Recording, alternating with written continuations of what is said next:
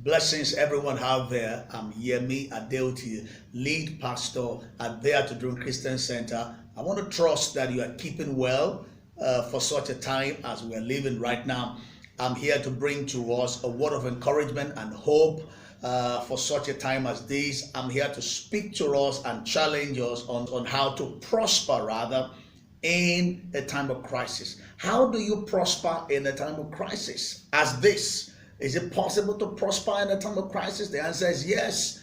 One thing about God is that God can turn your mess into a miracle, and God has a way of bringing out a message even out of our mess. There's no doubt about the fact that we're living in a time of intense difficulty and danger. But one thing about God is that God's wisdom is also available to us to prosper in such a time as this.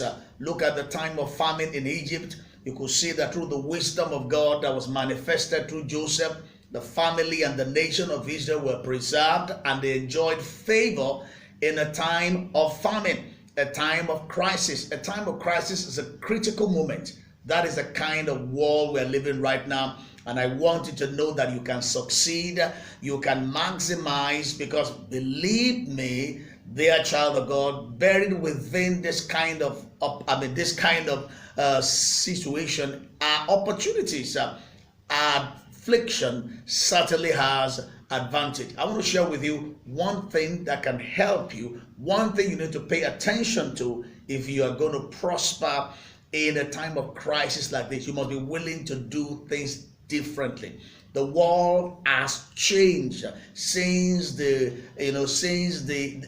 commencement of the COVID-19 saga. The world has changed, and believe me, the world will never be the same again. So we can't afford to remain the same. Listen, you have to be willing to change your strategy. You have to be willing to to change the way you do things, business-wise, ministry-wise, career-wise, family-wise. That is one of the things that will help you to prosper in a time of crisis like this. And one of the things, or one of the ways by which we can do things differently, is to be ready to make tough decisions.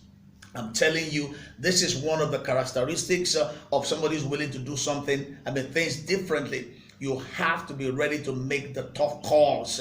That was what happened to the woman of Shunem, that God spared her during the time of famine. The prophet Elisha told her, 2 Kings chapter 8 verse 1 and 2, that she had to relocate from where she was because of a famine, a time of crisis that was coming. And when you look at Elijah too, in 1 Kings 17 rather, verse 2 and verse 9, you see that he was willing to go to places, he was willing to do things differently from the way he had been doing it. God commanded him, go to the brook of Cherith. I've commanded the ravens to sustain you. By the time the brook dried up, God told him again, go to Zarephath, verse 9. You could see that as long as he was willing to do things differently, he survived the famine, he succeeded in the time of famine. And I want to encourage you that one of the things we need to brace up to do in such a time as this is that we must be willing to change our operations, change the way we do things. Somebody defined insanity as somebody doing the same things over and over again and expect a different result. I believe God will grant you the wisdom and the courage to start making changes in the way you do things. And I see you rising, I see you prospering even this season. Stay blessed, and God bless you.